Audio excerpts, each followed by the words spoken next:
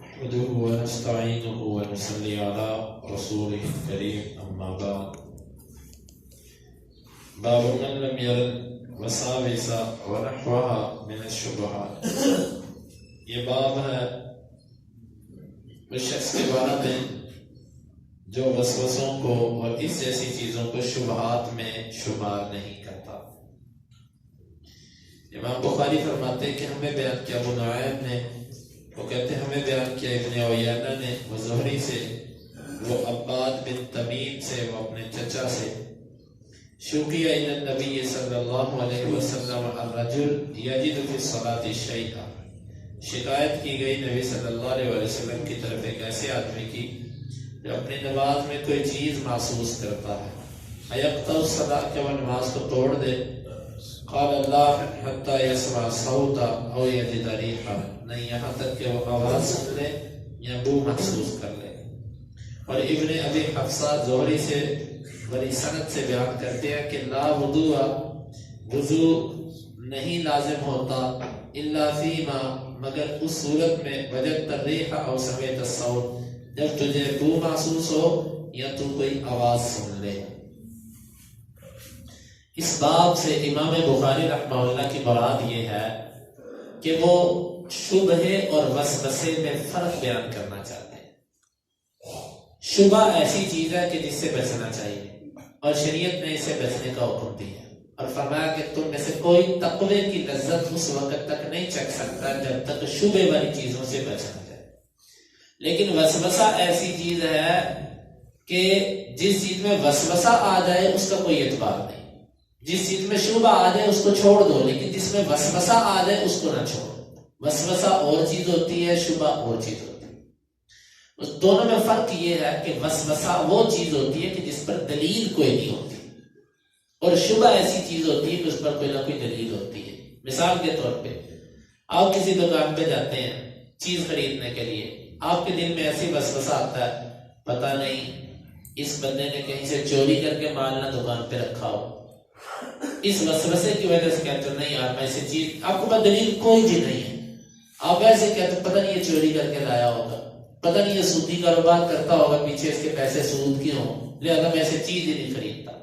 یہ وسوسے یہ جائز نہیں. حتیٰ کہ نبی صلی اللہ علیہ وسلم نے تجارت یہودیوں سے کی ہے جو اس وقت سود کے بانی یہودی ہیں. سود کی ابتدا یہود سے ہوئی ہے.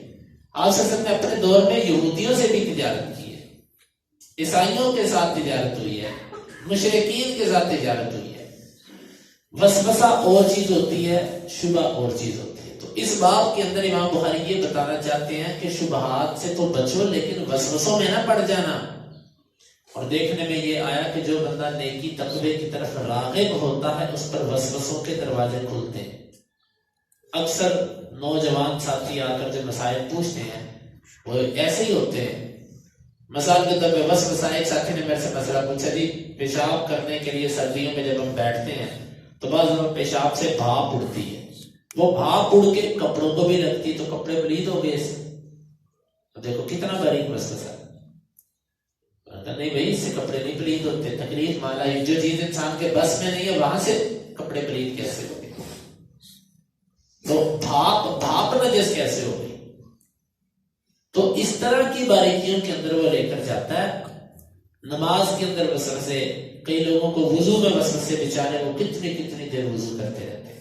کئی لوگوں کو نماز میں وسوسہ، کتنی دیر وہ نماز. اس کا توڑ ہے اس کا. اگر وہ بندہ ہمت کر کے اس کی پرواہ کرنی چھوڑ دے نا ٹھیک ہو جائے گا. اصل میں ہوتا یہ ہے کہ جب آپ وضو کر رہے ہوتے ہیں وہ آپ کو کہتا ہے ابھی بازو صحیح طرح دھلا، پھر دوبارہ اس کو دھوتے ہیں، پھر وہ دوبارہ پھر کبھی ڈالتا ہے، پھر یوں وسوسے بڑھاتا جاتا ہے. جب پہلی دفعہ آپ نے تسلی سے دھو لیا ہے نا اس کے بعد وہ آپ کے دل میں ڈالتے ہیں یار کوئی چیز کچھ کرائے گی چھوڑ دو، اس کی پرواہ نہ کرو، خود ہی وسوسے ختم ہو جائے. یہ ہمت سے ختم ہوتے ہیں. دم درود والے چکر یہاں پر نہیں چلتے، مشکل ہو جاتی ہے. تو یہ امام بخاری کہتے ہیں بس شبہ سے بچو لیکن وسوسوں میں نہ پڑ جانا. یہ مفہوم سمجھانا چاہتے ہیں. دلیل جو پیش کی وہ یہ ہے کہ نبی صلی اللہ علیہ وسلم سے پوچھا گیا کہ ایک بندہ نماز کے اندر اس کو یوں محسوس ہوتا ہے کہ اس کے پیٹ سے کوئی چیز نکل رہی ہے.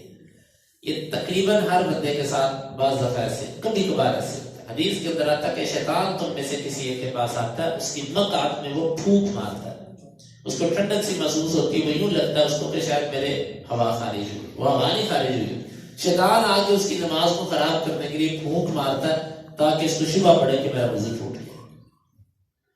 آپ سے پوچھا گیا کہ ایسا کبھی ہو تو بندے کو کیا کرنا چاہیے؟ آپ نے فرمایا کہ وہ نماز سے نہ نکلے جب تک اس کو بو نہ محسوس ہونا شروع ہو جائے کسی چیز کی، یا جب تک اس کو آواز نہ سنائی دے، دونوں میں سے کوئی ایک صورت ہو تو پھر نماز سے نکلے۔ کب؟ جب اس کو شبہ آ جائے۔ لیکن جب اس کو یقین ہو جائے کہ کوئی چیز نکلی ہے، پھر بو آئے یا نہ آئے، آواز آئے یا نہ آئے، پھر وہ جا کے وضو کرے۔ اس ٹکڑے کا تعلق ہے شبے کے ساتھ، وسوسے۔ جب وسوسہ آیا، یقین نہیں آپ کو، تب ان دو صورتوں کی شریعت نے قید لگائی۔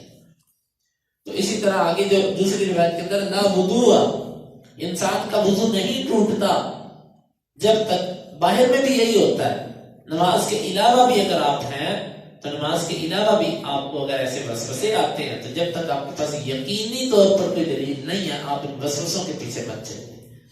اس طرح بندے پر وسوسے کے ایسے دروازے کھلتے ہیں کہ اس کے لیے زندگی گزارنا مشکل ہو جاتا ہے۔ دوسری حدیث جو امام بخاری نے اسی مسئلے کو سمجھانے کے لیے ذکر کی وہ یہ ہے کہ امام بخاری کہتے ہیں ہمیں بیان کیا احمد بن مقدام نے، جو کہ العجلی ہے، وہ کہتے ہیں ہمیں بیان کیا محمد بن عبد الرحمن الطخاوی نے، وہ کہتے ہیں ہمیں بیان کیا ہشام بن عروہ نے اپنے باپ سے عائشہ رضی اللہ عنہ سے، ان قوما قالوا یا رسول اللہ، بے شک کچھ لوگوں نے کہا اللہ کے رسول، ان قوم یاتوننا باللحم، کچھ لوگ ہمارے پاس گوشت لے کر آتے ہیں، لا ندری اذکر اسم اللہ علیہ ام لا، ہمیں نہیں پتا انہوں نے اس پر اللہ کا نام لیا کہ نہیں لیا۔ فقال رسول اللہ صلی اللہ علیہ وسلم صلی اللہ علیہ وکلوہ، تم اس پر اللہ کا نام لو اور اسے کھا لو۔ کچھ لوگ، دوسری روایت کے اندر یوں صراحت ہے کہ کچھ دیہاتی جو نئے مسلمان ہوئے، انہیں احکام کا پوری طرح نہیں پتا، بعض دفعہ عقیدت کی بنا پر وہ گوشت کا تحفہ لے کر ہمارے پاس آ جاتے ہیں، تو کیا ہمیں نہیں پتا انہوں نے بسم اللہ پڑھی کہ نہیں پڑھی، ہم ان کا ذبیحہ کھائیں کہ نہ کھائیں؟ آپ صلی اللہ علیہ وسلم نے فرمایا تم بسم اللہ پڑھو اور اس کو کھاؤ۔ مطلب اس کا یہ ہے کہ ایک مسلمان ہے، خواہ مخواہ اس کے بارے میں بدگمانی میں نہ پڑھو کہ پتہ نہیں اس نے بسم اللہ پڑھی ہے کہ نہیں پڑھی، یہ کام نہ کرو۔ بس تمہارے پاس گوشت آیا، اس کو بسم اللہ پڑھو اور اس کو کھا لو۔ یہ قانون اور قاعدہ ہے اس علاقے کا جہاں پر لوگ مسلمان ہوں اور اسلام کو سمجھتے ہیں۔ وہاں پر آپ کو ہر جگہ پر، ہر دکان پہ جا کے تحقیق کرنے کی ضرورت نہیں ہے کہ جی یہ جانور جو تم نے لیا تھا یہ چرایا تو نہیں تھا کسی کا، کسی سے اٹھایا تو نہیں تھا، اچھا نہیں میں نے خریدا تھا، اچھا خریدتے وقت، وہاں پر اتنی تفصیلوں میں جانے کی ضرورت نہیں ہے، یہ تکلف ہے جو جائز نہیں ہے۔ البتہ ایسے علاقے کہ جہاں پر اسلام نہیں ہے، یا جہاں پر لوگوں کے بارے میں شبہات اتنے غالب ہیں کہ یہ لوگ نہ نماز پڑھتے ہیں، نہ یہ عقیدہ توحید ان کا ہے، شرک کے معاملے میں دھنسے ہوئے ہیں، تو ایسے معاملے میں انسان احتیاط کر لے تو وہ اس میں نہیں آتے۔ مثال کے طور پہ آج آپ اپنی آنکھوں کے سامنے مرغی والی دکانوں میں چلے جائیں تو اس کے سامنے آپ گوشت بنوا رہے ہیں نا، آپ دیکھیے گا اگر آپ اس کو کہیں گے تو وہ بسم اللہ پڑھے گا، نہیں تو اس نے کہنا میں نے صبح ایک مرغی پہ بسم اللہ پڑھ لی تھی، بس سارا دن وہی تکبیر چل رہی ہے۔ یہ ایسے اجتہاد یہ مرغیوں والے کرتے ہیں۔ آپ اس کو کہیں گے سر پہ کھڑے ہو کے کروائیں گے تو وہ کرے گا، نہیں تو وہ ویسے تو ویسے ہی چلاتا جائے گا چھری۔ پھر آگے سے کہتے ہیں اتنے مرغیوں پر کون بسم اللہ اللہ اکبر پڑھے؟ ایمان کی کمزوری اور بات کوئی نہیں ہے۔ تو یوں ہی حساب بچر خانوں کا ہے، بچر خانوں کے اندر جو ذبح کرنے کے لیے بندے مقرر ہے، پتہ نہیں ان میں سارے مسلمان بھی ہیں کہ نہیں ہیں، سارے عیسائی مسلمان تھوڑی ہوتے ہیں۔ عید کے موقعوں پر کئی دفعہ لوگوں نے مسئلہ پوچھا جی عیسائی آ گیا ذبح کرتے ہیں کہ جی آپ کیا کریں؟ تو عیسائی کا معاملہ بھی چلو اہل کتاب ہے، اصل بات ہے بسم اللہ اللہ اکبر پڑھنے کی۔ تو جہاں پر اتنے معاملات بگڑے ہوئے ہو نا، وہاں پر انسان، میں سمجھتا ہوں کہ وہاں پر یہ اتباق نہیں ہوتا۔ یہ اتباق یعنی کہ یہ وہاں پر وہ شبہ کی صورت اختیار کر دیتا ہے۔ وسوسہ وہاں ہے کہ مسلمان دیندار آدمی وہ جانور ذبح خود کرتا ہے، بس ٹھیک ہے، اس پر مجھے اعتبار ہے، پوچھنے کی ضرورت نہیں۔ لیکن جب پیچھے سے جو مال آتا ہے، جو چیز آتی ہے، اس پہ تحفظات ضرور ہوتے ہیں۔ تو بہرحال اس کی کچھ مزید تفصیل یہاں پر ہے جو ہم انشاءاللہ آگے جو کتاب الذبائح یا اس طرح کے جو احکام آ رہے ہیں اس پر انشاءاللہ ہم اس پر گفتگو کریں گے۔ تو بہرحال یہاں سے بھی یہ سبق ملا کہ کسی مسلمان کے مال پر خواہ مخواہ وسوسے اور شبہ اپنے دل میں لے کر آنا یہ درست نہیں ہے۔ اصل مسلمان اس میں پاکی ہے، طہارت ہے، اس کو قبول کیا جائے گا۔ باب قول اللہ عز و جل اذا رأوا تجارتا او لهوا انفضوا الیها، یہ باب ہے اللہ تعالیٰ کے اس قول کے بارے میں جب وہ تجارت دیکھتے ہیں یا کسی کھیل کو دیکھتے ہیں تو اس کی طرف وہ بھاگ جاتے ہیں۔ یہ وہی حدیث ہے جو پیچھے آئی ہے۔ امام بخاری کہتے ہیں ہمیں بیان کیا طلق بن غنام نے، وہ کہتے ہیں ہمیں بیان کیا زائدہ نے حسین سے و سالم سے، وہ کہتے ہیں مجھے بیان کیا جابر نے، وہ کہتے ہیں بینما نحن نصلی مع النبی صلی اللہ علیہ وسلم، اس دوران کے اللہ کے نبی کے ساتھ نماز پڑھ رہے تھے، اذ اقبلت من الشام عیر تحمل طعاما، شام سے ایک قافلہ آیا وہ غلہ لے کر آیا تھا، فالتفتوا الیہا، صحابہ کرام اس کی طرف متوجہ ہو گئے، حتی ما باقی مع النبی صلی اللہ علیہ وسلم الا 12 رجلا، حتیٰ کہ آپ کے ساتھ صرف 12 بندے باقی رہ گئے جمعے میں۔ فنزلت وَإِذَا رَأَوْا تِجَارَةً أَوْ لَهْوًا انفضوا إِلَيْهَا، کہ جس وقت وہ تجارت دیکھتے ہیں یا کسی کھیل کو دیکھتے ہیں تو اس کی طرف بھاگ کر چلے جاتے ہیں۔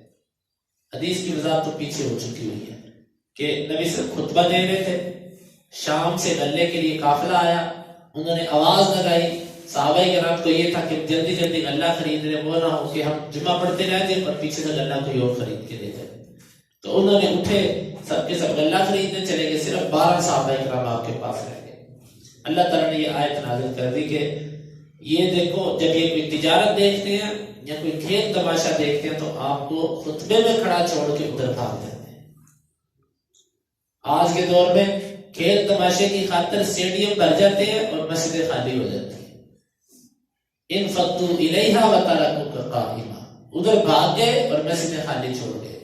تو نبی اللہ تعالیٰ نے اسی سے منع کر دیا۔ یہاں پر امام بخاری اس حدیث کو جو دوبارہ لے کر آیا نا وہ یہ بات ہے کہ تجارت تو جائز ہے، تجارت ایک عبادت اور نیکی ہے، لیکن بعض دفعہ جب عبادت سے تجارت کو مقدم کیا جائے تو یہ تجارت بھی گناہ بن جاتی ہے۔ نماز کے وقت پر دکان کھلی رکھی جائے تو یہ اب عبادت، تجارت عبادت نہیں رہی، اب گناہ کے زمرے میں آ گئی، پھر آپ کا رزق حلال بھی حرام کے اندر تبدیل ہو گیا۔ یہ امام بخاری رحمہ اللہ بتانا چاہتے ہیں کہ تجارت کرو لیکن عبادات کے وقت میں جس چیز کو تجارت سے مقدم کرنا اس کو مقدم رکھو۔ اللہ تعالیٰ سے دعا ہے کہ وہ کتاب و سنت کو سمجھنے کی اور اس پر عمل کی توفیق عطا فرمائے۔ اللہم انفعنا بما علمتنا وعلمنا ما ينفعنا وزدنا علما وآخر دعوانا الحمدللہ رب العالمین۔ 2056 57 اور 58